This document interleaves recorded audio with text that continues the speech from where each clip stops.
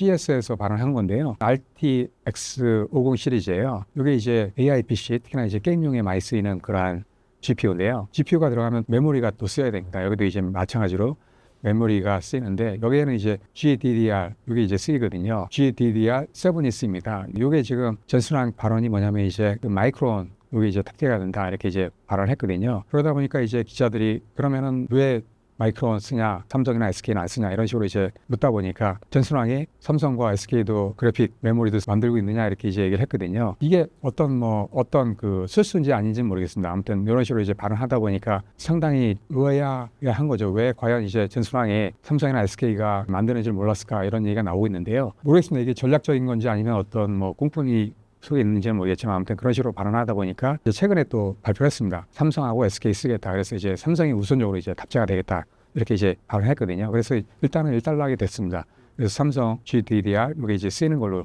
이렇게 이제 최종적으로 나온 거고요. 마찬가지로 최태원 회장도 얘기를 했는데 아무래도 부품이 너무 많지 않습니까? 하다 보니까 이제 CEO나 이런 사람들이 정확히 이제 기억을 못해요. 최태원 회장도 자기가 어떤 부품을 쓰는지 잘 모른다 이런 얘기를 했거든요. 하다 보니까 이제 그냥 실수가 되지 않았나 이렇게 이제 얘기를 했는데 아무튼 이제 모르겠습니다. 정치적인 건지 어떤 실수였는지는 모르겠지만 아무튼 일단락이 됐습니다. 또 마찬가지로 또 발언한 게 있는데 엔비디아 납품이 아직 안 되고 있지 않습니까? 삼성에서 그런 사항이 있는데 일단은 뭐 납품을 받게 되겠다 확실히 이제 확신한다 이렇게 얘기는 했습니다. 이제 문제가 뭐냐면 이제 엔비디아 향에 맞게끔 이제 HBM을 처음부터 다시 설계해야 된다 이런 얘기를 또 했거든요. 처음부터 다시 설계한다는 얘기는 이제 처음부터 다시 시작을 하는 거거든요. 그렇게 되면 이제 상당히 많이 시간이 걸릴 수 있다는 얘기거든요. 그래서 납품을 받는 건 확실한데 이게 시간이 많이 걸린다.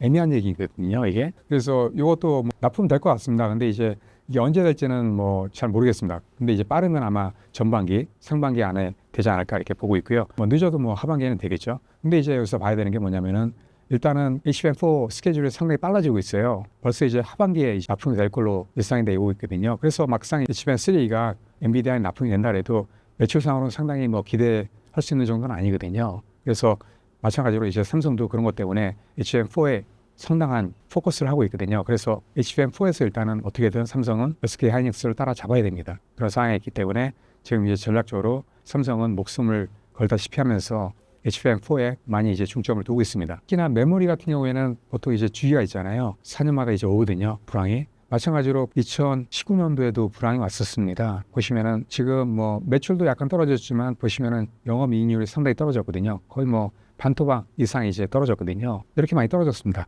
거의 5년 전 그때죠. 그래서 이때도 많이 떨어졌기 때문에 상당히 위기다 이런 얘기가 있었거든요. 이 전에도 마찬가지로 뭐 이런 위기가 있었습니다. 주기적으로 왔었기 때문에 삼성이 했던 건 뭐냐면은 DDR4보다는 DDR5 쪽에 더 R&D 투자를 많이 하고 개발을 더 많이 했습니다. 또 마찬가지로 낸드 같은 경우도 V낸드 같은 경우에 이쪽에 새로운 거였거든요. 이쪽에 많이 이제 포커스를 많이 했었고요. 마찬가지로 또 이때 이제 2019년도가 삼성이 반도체 비전 2030을 발표한 때였거든요. 그렇게 발표하면서 또 매출하고 그다음에 또 마찬가지로 또 시장 점유율이 약간 올라갔거든요. 이런 식으로 삼성이 잘한 게 뭐냐면은 불황일 때 투자를 많이 했다는 겁니다.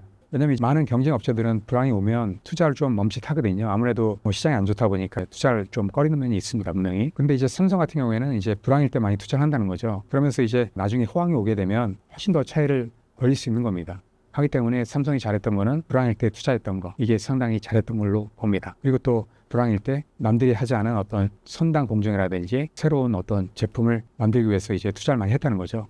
이게 나중에 이제 호황이 오게 되면 상당히 이제 격차를 늘릴 수 있는 수단이 됩니다. 그래서 이런 식으로 계속 삼성은 불황일 때 과감히 이제 투자를 해봐는 게 상당히 좋았던 전략이었습니다.